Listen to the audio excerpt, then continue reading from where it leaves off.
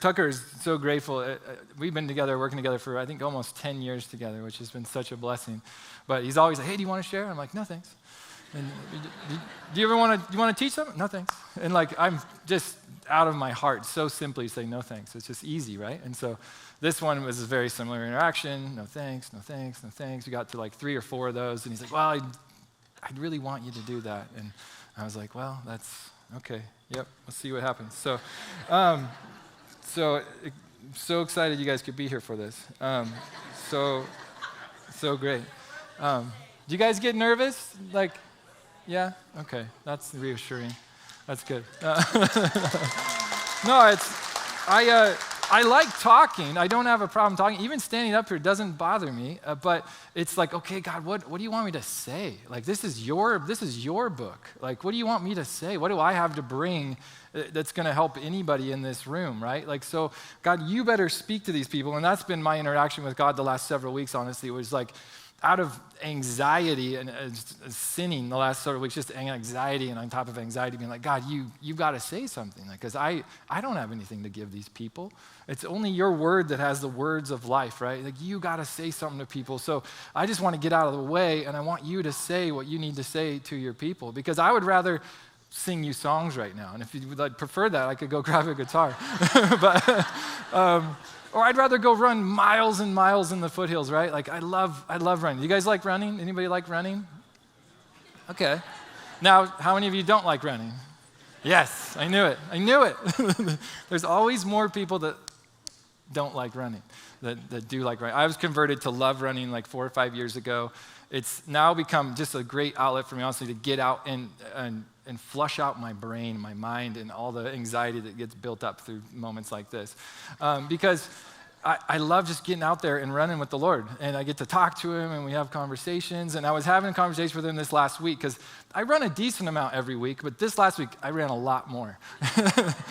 Building up to this moment, I was like, okay, I got to get out there and just get my head straight. And I was running, and I was like, God, I don't like coming to this moment with just anxiety. I know that's not right. Like, forgive me, I'm sorry.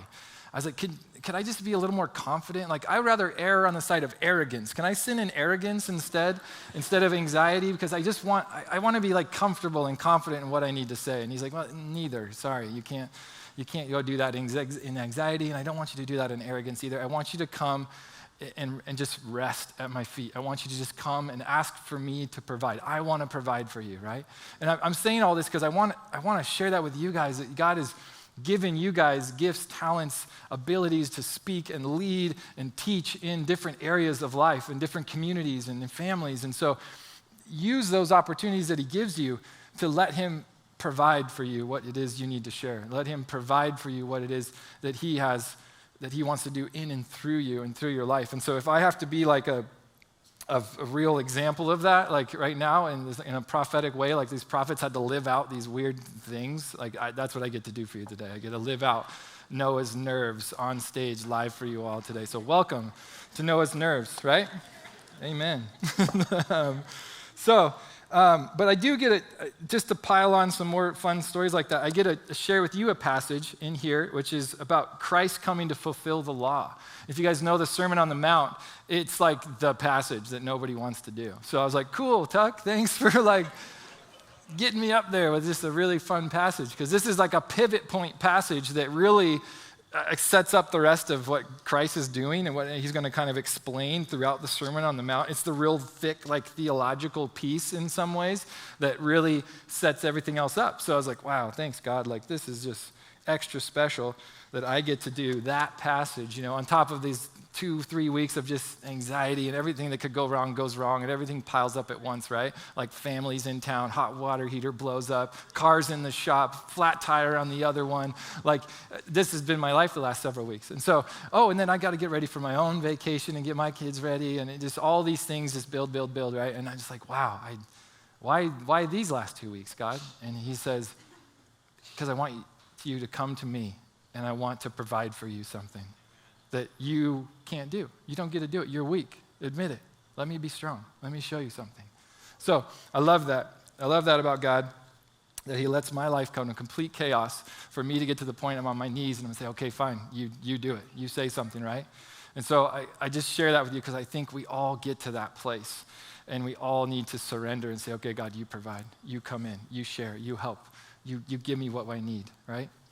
And so that's what we're going to talk about a little bit today in this passage. We're going to be in chapter 5 of the Sermon on the Mount here of Matthew and continue in that. And so we're going to cover verses 17 through 20. Before I do that, though, I gave you guys all a little handout in the bulletin.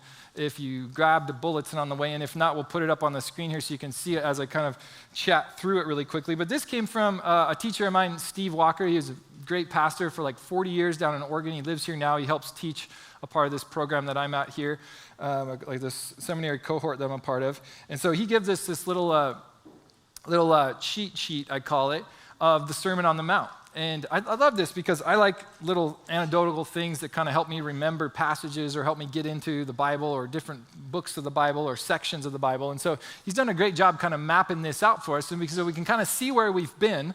We went through the Rethink Your Values section already with going through the Beatitudes, and John Whitaker last week did a great job, I think, sharing what salt and light look like, right, in today's society and who we are as believers and how we live that out. So we kind of covered that section, and today we're getting into Raise Your Standards. And I'm gonna hit that first one, the Bible, because like I said, this is the pivot point. And after that, we see tons of examples of how we're supposed to live out our lives as believers. So we're gonna be in Raise Your Standards, and then keep this for the rest of the series for this summer, as we're gonna be in the Sermon on the Mount, and use this as your own time when you get away and studying through this stuff to kind of help maybe remember where we're at and where we're going. But today, we're going to see these next two sections down at the bottom. It says Jesus corrects 2 deadly mistakes and Jesus asks 2 probing questions. We're going to get into that a little bit because we're going to see that number 1, morality amounts to rule keeping is a great mistake, and that performance is the basis for acceptance is another mistake. And then we're going to answer the question of, well, what does God want from me then? Okay? And who needs a Savior? That's kind of the premise of really this whole book. This whole section that we're going to be in. But those are the 2 things that we'll try to answer today and look at those different deadly mistakes as well as we do that. So this message will hopefully encourage you and equip you and help you to just better understand this. What do we do, God? How do we do this? And so let's get into our passage, though. So this will be verse 17 through 20. If you don't mind, I'm just going to read this really quick, and then we'll go back and kind of break it up. So chapter 5, verse 17. Do not think that I have come to abolish the law or the prophets. I have not come to abolish them, but to fulfill them. For truly I say to you, until heaven and earth pass away, not an iota, not a dot will pass from the law until all is accomplished. Therefore, whoever relaxes one of the least of these commandments and teaches others to do the same will be called least in the kingdom of heaven. But whoever does them and teaches them will be called great in the kingdom of heaven. For I tell you, unless your righteousness exceeds that of the scribes and Pharisees, you will never enter the kingdom of heaven. Heavy, heavy passage, some bold, bold statements from Jesus in here. And so that's why this is it's a tricky passage. There's great godly men that disagree on this passage. But I love the simplicity sometimes that God gives us when we look at his word, and he was so great at, right, in parables and stories to just unpack these really big truths, but in simple ways. And so my desire today is to kind of simplify this in some ways and make it something that we can all understand, something that we can kind of walk through and say, okay, God, well, now what do we do? And this kind of helps spell it out. I think this passage helps us spell that out. So let's look at verse 17 a little bit. So it says, do not think that I have come to abolish the law or the prophets. I have not come to abolish them, but I've come to fulfill them. I think he's saying, guys, don't misunderstand me here, okay? I didn't come to just eradicate this Mosaic law that you're familiar with or the prophecies that the prophets shared, but I've not come to do that. I haven't come to tear it down or change it or do anything like that. I've come to actually fulfill them. And so that's a pretty meaty statement to come out and say, hey, I know you guys have all been trying this for a while, living out these laws, right? Your scribes and Pharisees are modeling for that for you, but I'm going to actually go ahead and take care of that. I'm going to fulfill that today. I'm going to start to show you what that looks like. And all the prophecies you've heard about, all the prophets have shared about what a Messiah is going to do and what they're going to be like, I'm going to go ahead and do that as well. So he's very, very bold, I think, out of the gate here saying, hey, I'm not going to change the game. I'm not going to change the rules at all. I'm going to come and I'm going to take care of it. I'm going to fulfill it all. And I'm going to show you guys what that looks like. And so how does he do that? Very simply, plainly, he does that through just perfect obedience to the law. He does that through the fulfillment of the prophecies that are out there about the Messiah. And so it's far from canceling the scriptures. He's going to come and he's going to fulfill them. And I love that. I love that he opens up like that. And remember, he's talking to his disciples too. I know we mentioned that at the beginning of this series, but he's left the crowds. He had been ministering to these great crowds, it says, proclaiming the gospel of the kingdom in chapter 4. That was his thing. He was out just proclaiming the kingdom, right? So keep that in mind. And now he zooms in. He says in chapter 5, verse 1, seeing the crowds, he went up on the mountain, and when he sat down, his disciples came to him. So, it's more of almost like a home group, small group kind of. His disciples came, and he sat down. It's a more intimate setting. He's like, all right, now let me tell you guys some things. I've been talking about the kingdom to these crowds. I've been sharing all these kingdom things and ideas, and now I want to kind of zoom in a little bit with you guys. So he's doing that. So remember that. Keep that in mind. Because in verse 18, he says, so now truly I say to you, until heaven and earth pass away, not an iota, not a dot will pass from the law until all is accomplished. So how long is that? Well, it's just till it's all done, till it's all fulfilled, till it's all accomplished, right? Like he said. But I think there's two different time periods that we're also looking at in this verse. And so if you want to kind of follow along with me, he says, the first bit is, for truly I say to you, until heaven and earth pass away. So as long as you can see this earth, this planet that we live on, that this is all at play. The word, the rules, all this stuff, the law, it's all in play. So, okay, well, that's interesting, Jesus. So wait a second, because you're saying the Bible is full authority. It's all still there. And yes, well, then should we still be sacrificing animals? Should we still be doing these Old Testament rituals and things and covenant things? No, I don't think so, because of the second time period that we're going to look at right here. Because until everything is accomplished is the second half of this. So we see two different time periods. Jesus recognizes that not all the scriptures are going to be fulfilled at the same time. And I think that's an important thing to point out. These Old Testament ceremonies, sacrifices, things like that are going to be fulfilled in the sacrifice that Jesus gives on the cross. And so he's going to fulfill that Mosaic law, all these laws that the scribes and the Pharisees have been, clinging to and holding on to and trying to do perfectly. He's going to go ahead and take care of that. He's going to fulfill that, and he's going to die on the cross to be the ultimate sacrifice to fulfill that. And so in that sense, that will be done. That will be fulfilled. So that'll be off the table at that point, right? And we're going to see later why he wants to fulfill to the smallest detail, right? Because that's what he said. He says, not an iota, not a dot, right? So it's very small, neat details there. He's going to try to fulfill every little detail, and he's going to. But on the other hand, there's this moral law of God that remains. So we're going to lose this Mosaic covenant and law. He's going to fulfill it. It's going to be done. But there's this moral law that reigns, that continues. That's part of his kingdom that he's preaching, that we're going to hear more about, what that looks like and what we do and how we act. So this moral law is going to still be in play, in effect, throughout history, really, as a reflection, I think, of his holy character, of who he is and how he wants us to interact and do life here together on earth. But do you guys know what an iota is, or a dot? Any guesses out there? I thought it was a cute little animal, iota. It just sounds like kind of cool, but it's not at all. It's like a little small thing in the alphabet, in the Hebrew alphabet, but it's a very, very small thing, but it makes a big difference depending on how you use it, right? It's like if you look at the letter P and you add the kickstand to it, now it's like an R, right? So it's a big difference if you're talking to Pat or a rat, right?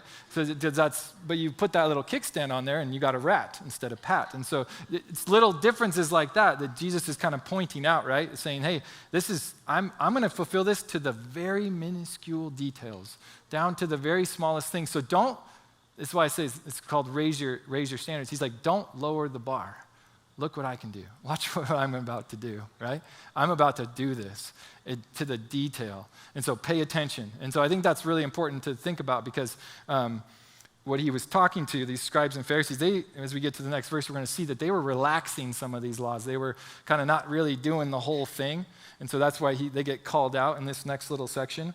But again, coming back to our second time periods, we have until heaven and earth disappear, until everything is accomplished. Jesus recognizes that these are going to be at different time frames, but the moral law continues, and Jesus insists that the scriptures are authoritative for our standards, and they're reliable down to the smallest detail, and he's going to go ahead and fulfill those, is what we're going to see as the story continues. Verse 19, therefore then, whoever relaxes one of the least of these commandments and teaches others to do the same will be called least in the kingdom of heaven. He's, in a way, he's declaring war on these scribes and Pharisees. He's like, hey, you've been relaxing the rules that I've given you, in a sense. Like, great, in some ways, great job on the Mosaic covenant laws and all that stuff. You've really kept yourself from some things that are bad. That's great. But you've missed the heart of what I'm doing here. You missed the desire of really, I want you guys to be in right communion with my heart. I want you to be in right relationships with each other. I want you to serve and bless and care for and provide for one another and help each other, not just take care of these rules and laws and try to perform them perfectly.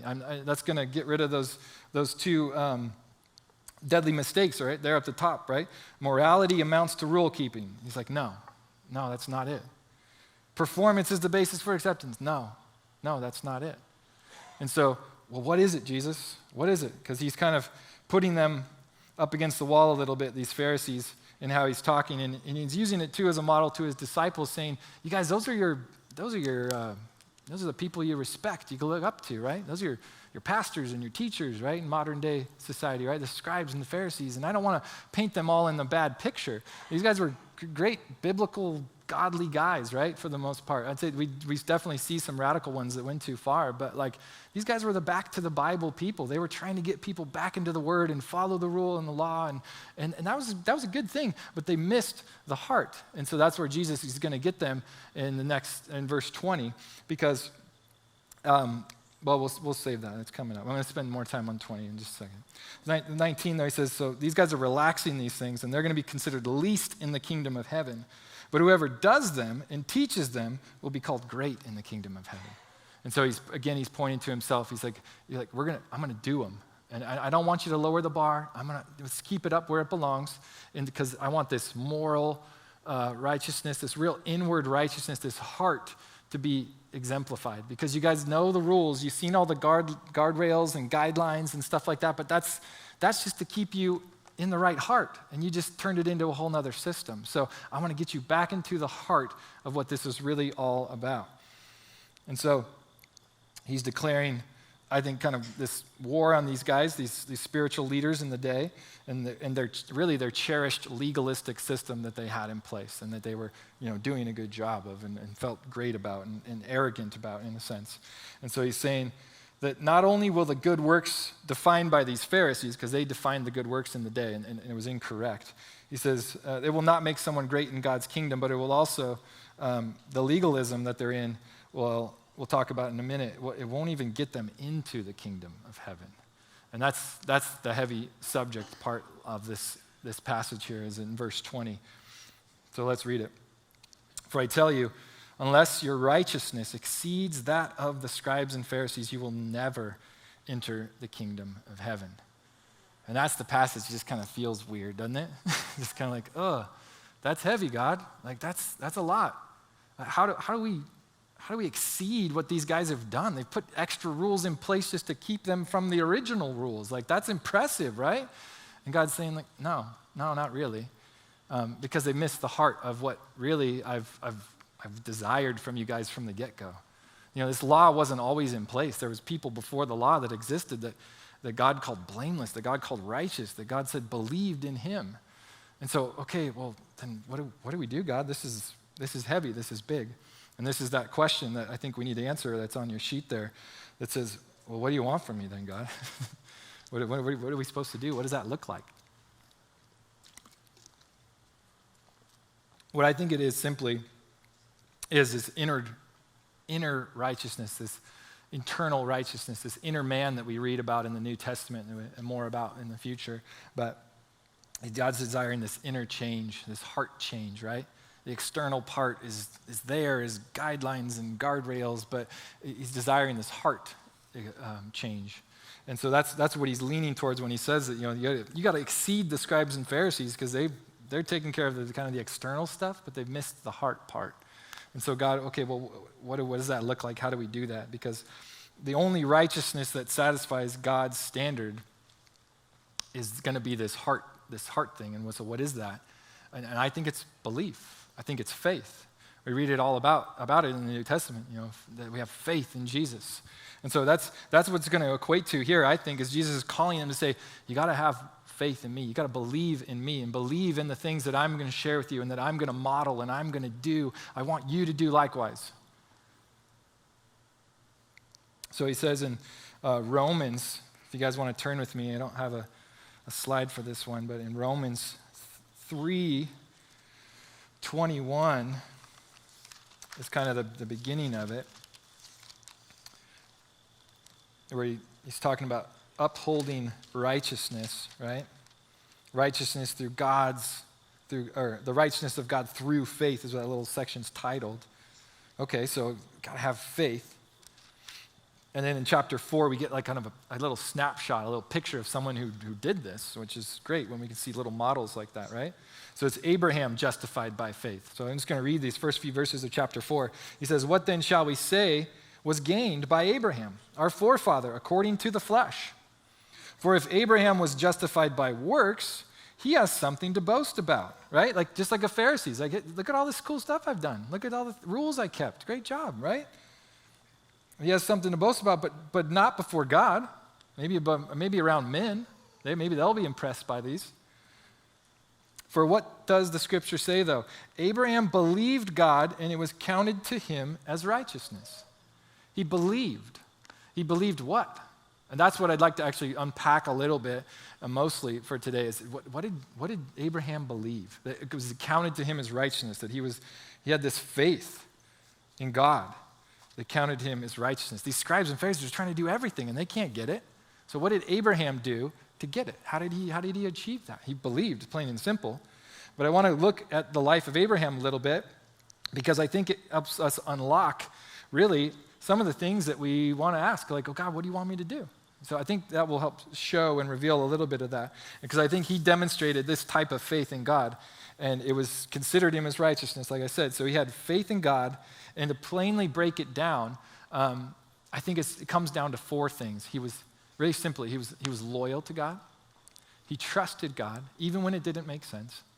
He was obedient. He obeyed God. And I'll unpack that a little bit more in a second. And then he looked to God for provision.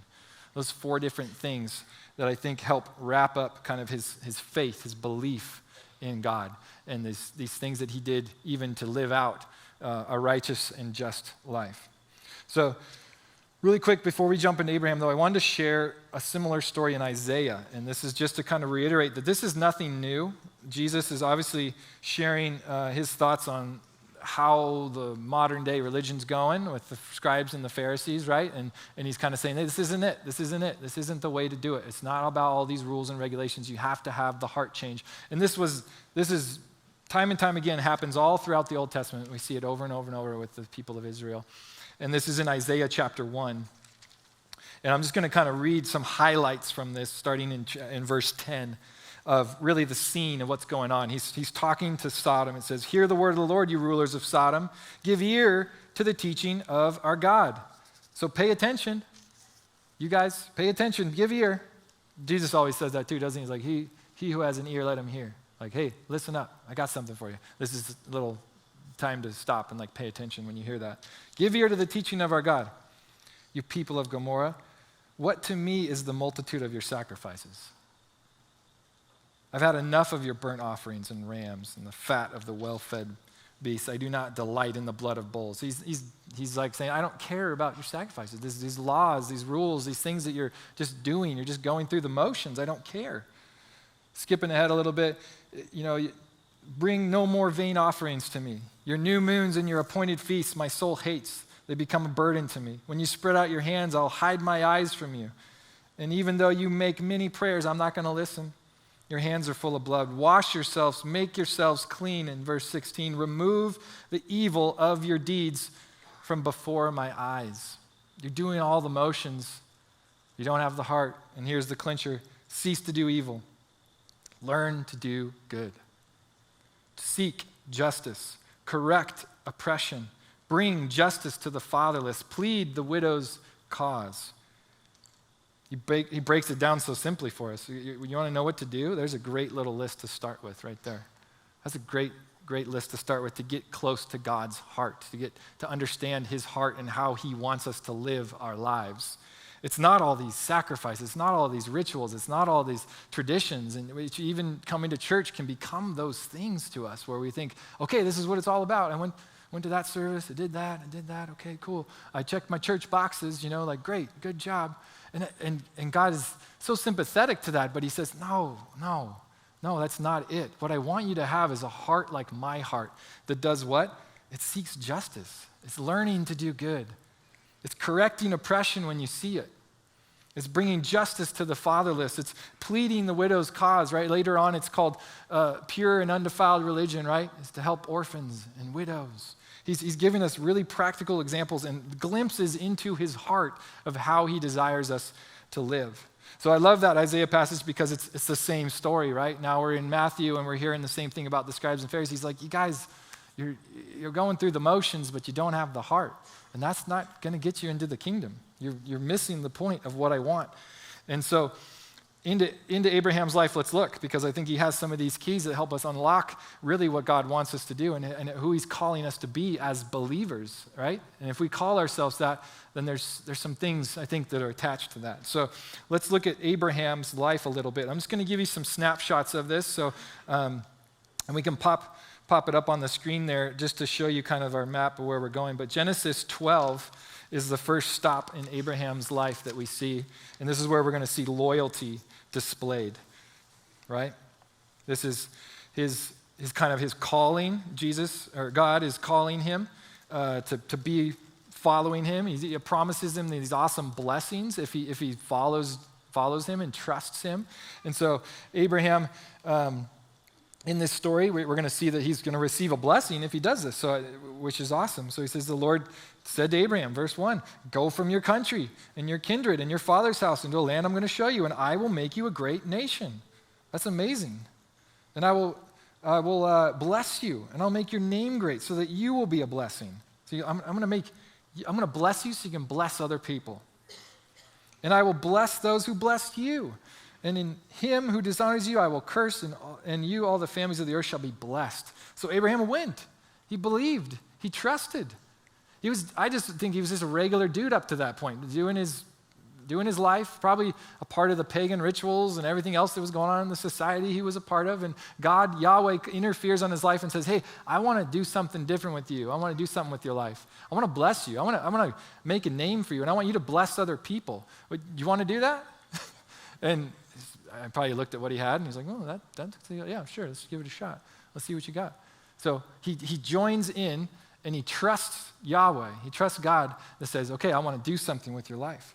And we see his first thing he does is he starts to go on this journey that God sends him on. And as he's going through places like Canaan and these different cities that are named throughout this chapter, he starts setting up these offerings in these places. He says, then the Lord appeared to him in verse 7, said to Abraham, your offspring, I'm going to give you this land. I mean, that's like cool. You're traveling and you're like, hey, I'm going to give you that. I'm going to give you that. I'm going to bless you here.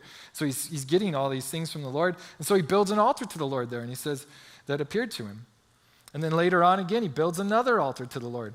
It called upon the name of the Lord. And Abraham journeyed on, going towards this direction. And so he's setting up these little altars along the way. And what does that say to a pagan culture when you're setting up an altar to some other god? It's kind of like, oh, you're declaring war. Like, you're showing loyalty to another god in our area? Like, no, like, that's not cool.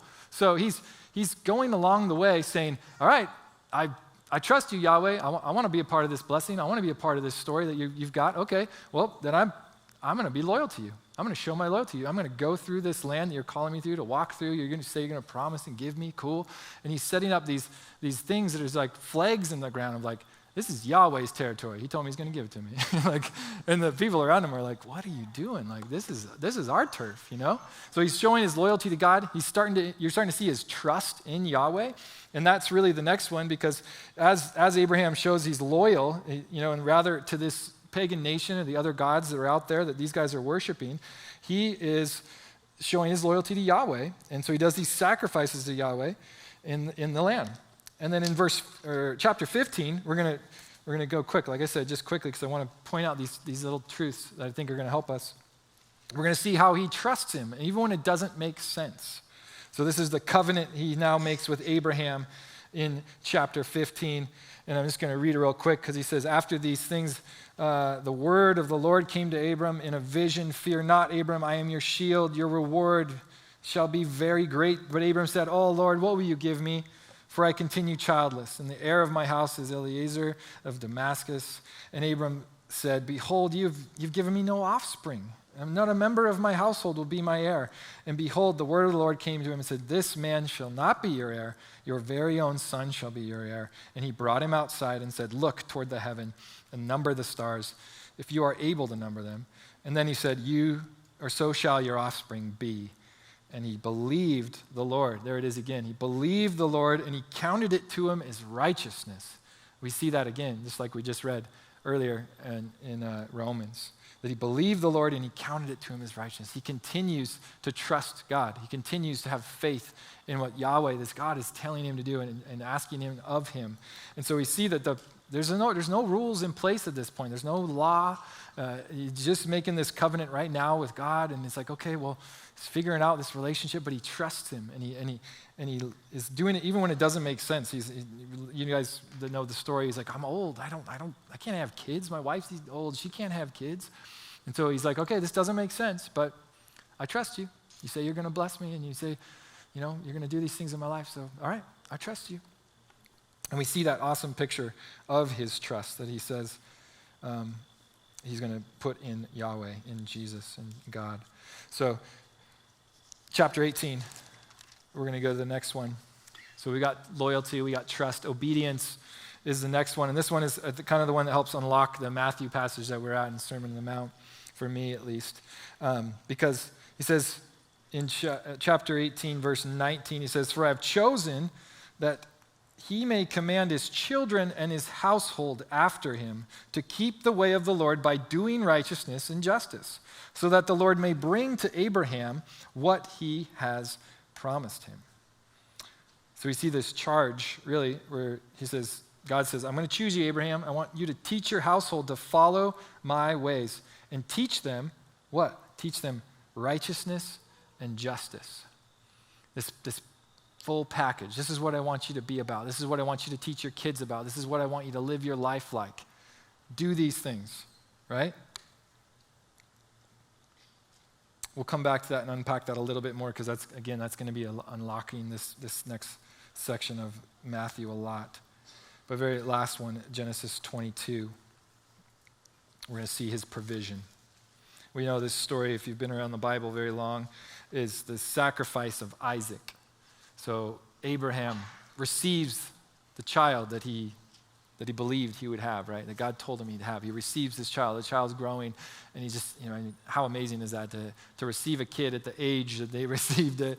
They've trusted God. They've been loyal to him. They've been obedient. They're raising up their kids now to be righteous and just people.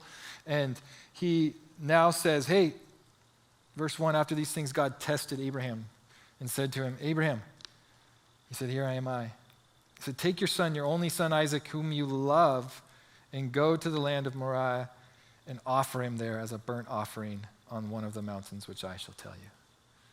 Whew! That's crazy, right? That's wild. What a act of obedience, first and foremost. The story plays out. He starts to do this. He gets up there. He takes the kid up there. The kid's carrying his own firewood, and they get up there, and God does what? He provides a ram. He says, hey, right before Abraham's about to kill his son, he says, hey, there's a ram over here. That's what I want you to use, actually. Use that ram instead. The Lord provides, right? You're looking to God for provision, and throughout all that, that's what his answer is. He's like, the Lord will provide. God will take care of it. I trust him. I've looked at him, and I've seen him do great and amazing things in my life. Your testimony about my life right now, Isaac, you shouldn't exist, but you're here. And so I've seen God do this. Yahweh has provided for me before. I trust in his ways. I've been teaching my kids to be obedient to his ways. I've been righteous and trying to be just as a human, and I want my kids to be the same. So I trust you, God. I'm looking to you to provide for me. And he does. Look to God. Look to his provision. And look for it in the Messiah, as Jesus is saying in Matthew, because I want to keep bouncing back and forth again. These stories, I think, are parallel in some ways. So the picture of the Father and the Son partnering together, Isaac and Abraham, to perform this sacrifice is this perfect picture of God the Father and Jesus and them coming together to put together the perfect sacrifice. And so this is a picture looking forward to the actual real sacrifice that Jesus was going to become, that Jesus did, that Jesus fulfilled as Messiah. And so I just think it's amazing correlation, amazing connection, and we get these 4 things up here that help point that out again. We get to see the loyalty that he showed and the trust that he showed. I mean, that's loving God, right? Jesus boils all this down later on that says, love God and love people. That's a simple way of putting the whole law together. Boom, love God and love people. And he's speaking about this moral righteousness law, the one that's eternal, right? It's about the relationships. It's about the people. It's not about all these acts and stuff. Like, do good things, be good, righteous people. Seek justice, yes, but be loyal to me and trust me. That's loving God, I feel like. Obedience, that's the loving people. That's being a righteous and just and loving the people around us, right? And always looking to God to provide through all those scenarios, right? Because it's like, man, I love to look to my own strength all the time, right? The last few weeks is the perfect example of my life, just in chaos. But like, I've been like, okay, God, what do you want me to say? And I've just been searching in my own mind and heart and like, okay, what am I supposed to say? What am I supposed to say? Oh, I should read this, I should read that, listen to so-and-so, talk to so-and-so. Okay, I got to collect all this stuff because I got to say something, right? I got to say something. Noah, you have to do it. I'm looking to myself. That's horrible. That's like God saying, no, right here, plain and simple, look to me. I'm going to provide for you. Don't look at somebody else. Don't try to get out of it. Like my spirit animal in the prophet's world is like Jonah. That would be I'm just going to run. I'm out. No thanks. I've been doing it great for like 10 years. It's awesome. But like, that's not it either. Don't run and look to someone else to cover for you or take care of it or give you the answers or whatever. Like, come to me. I'm going to provide for you. I will provide for you. I can provide for you. So let me provide for you. Let me show you what I can do. I think that's what God is always saying. And we trust ourselves. We trust other people. We trust the systems and governments and things around us to care for us better. And we think that they'll do a great job. And God's saying, well, I could do a way better job if you give me a crack at it, right? So this story I think it relates so well. And we get to see what Jesus is really getting at, to the heart of what he's getting at when he calls out what's going on here in Matthew. So if you guys want to flip back to Matthew 5, we're going to kind of button this up a little bit as we come down for a landing here. But he says, for I tell you, unless your righteousness exceeds that of the scribes and the Pharisees, your role models, these religious leaders that you look up to, they're not doing it right. So look to me. Look to me. I got what you need. And I think that's a great word for all of us today, too. You know, we all look at great Christian role models and leaders and pastors and teachers. It's like, wow, those are the guys. I gotta follow them. Well, I want to be like a real opposite example of that. Like, I don't have it all together, and I want you to like know that we have to go to Jesus to do it together.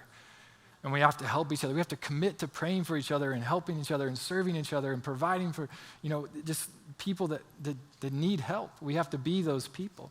And so don't put people on a pedestal, Don't think that they've got any further down the line than you have. It's really these 4 things that we all just need to be ascribing to in our own lives. Is God, I just need to be loyal to you. God, I need to trust you when it doesn't make sense. And honestly, the last few weeks have not made sense to me. But I want to be obedient, God. I want to be righteous. I want to do good things. I want to be just person. I want to seek your type of righteousness, this internal righteousness, this inward man change that I need. How do I do that? Because righteousness it's hard to obtain. These guys have been trying it for decades, for thousands of years, like trying to figure it out, trying to do it. And Jesus is now alluding to this. It's got to be this heart change. The action's great, but like that's heart change. That's where it matters, is when you're interacting with other people. How are you talking to them? How are you caring for them? How are you blessing them, helping them? There's a couple pictures of righteousness I want to just paint for you verbally. And if you like visuals, close your eyes and you can maybe try to picture it. But this is righteousness. I think it refers kind of to the moral quality that establishes our right order as a kind of like a premise. But C.S. Lewis explains it like this, and he's a great picture. He's good at painting pictures with words, right? He says, I think all Christians would agree with me if I said that through Christianity, or though Christianity seems at first to be all about morality, all about duties and rules and guilt and virtue, yet it leads you on out of all that into something beyond. One has a glimpse of a country where they do not talk of those things, except perhaps as a joke, but everyone there is filled full with what we should call goodness, as a mirror is filled with light. But they don't call it goodness. They don't call it anything. They are not thinking about it. They're too busy looking at the source from which it comes. It's kind of a cool picture, isn't it? If you could do that, if you're a visual person. Just that world that he kind of created there with his words. It's like, man, yes, it's goodness. Yes, it's good works. Yes, it's blessing people and serving people and caring for people. But they don't really call it that. They just do it. They're just living it out. There's those people you meet that are just bubbling over and just caring for people, loving people, serving people. Awesome picture. My professor, Gary Brashears, he explains it like this. He says, righteousness and justice, because those are the two things that we're called to obedience in, right? That Abraham was asked to teach to his kids and his family and so on. He says, is a community life with all relationships, God, others, self, creation, the land, everything well ordered so that life is full of shalom, all things flourishing as God designed them to be. It's beautiful. Shalom is, just to break that down a little bit, because it's not just peace, is God's intended state of perfect beauty, peace, and completion in all things. Man, that sounds like a great world to live in, right? That sounds awesome. I think that's where we're headed. That's going to be this new heaven, this new earth that we're going into. But God is saying, your kingdom come like here on earth as it is in heaven. Like, let's bring this kingdom people, and let's start doing that now while we're here. So that's the story that he was sharing with these people, this kingdom. I'm calling people to this kingdom, this different way of living. And don't lower the standards. Keep them up there, because I'm going to fulfill them. I'm going to take care of it, and then I'm going to empower you with my Spirit to do likewise. I'm going to model it, and I'm going to fill you with my Spirit so you can do it too. That's powerful. So I think, honestly, a righteous person, because that's what it breaks down to, is I have to be more righteous than these scribes and Pharisees. I have to change my heart. I have to find the heart of Christ, the heart that he had to come and do what he did. I have to find that. And I think righteous people will contribute to such a life that we just painted those pictures with those quotes from those really smart guys, right? That's our desire, righteous people that work towards righteousness, that are doing the good that God's called us to. In fact, like the Lord, I think they even disadvantage themselves sometimes for the sake of the community. Christ, the perfect example of that, disadvantaged himself, came to human form, gave up his life, sacrificed his own life for us, disadvantaged himself greatly for all of humankind. The righteous are willing to disadvantage themselves to advance the community, to advantage the community. The wicked are willing to disadvantage the community to advantage themselves, right? That's a great little contrast there. We can see that a lot. But we're called to be kingdom people. We're called to be sacrificial. We're called to be redemptive people. Like Christ redeemed us, now we're called to be the same. So I'm going to bless you so you can bless other people, just like Abraham, right? So I'm going to redeem you so you can now help be a part of the redemption process for somebody else. Go bless other people. Go serve other people. Go care for other people. So what's that supposed to look like? I think it's similar to those four things. It's like we're living out that righteous life. We're seeking justice. It's like that verse in Isaiah. It's like that verse in Romans. We believe in God. We trust in God. And this whole thing is pointing to now, like Abraham was told to believe in God at that point, now where the word is saying, believe in my son. Like, right? Believe in Jesus, that he came, that he fulfilled all this, that he did all this. Now believe in him. So put your faith in Jesus, is what he's saying. Put your faith in Jesus. Put your trust in Jesus. Put your loyalty in Jesus. Put your obedience into Jesus. Look to him for provision, right? Just like we saw way back in Abraham's life. Now we're getting this version where he's like, okay, now look to Jesus. Put your faith in Jesus. Believe in Jesus. Because that is what's going to fill you with the ability to live out this extra little piece of verse 20 here where you have to exceed. How do I exceed?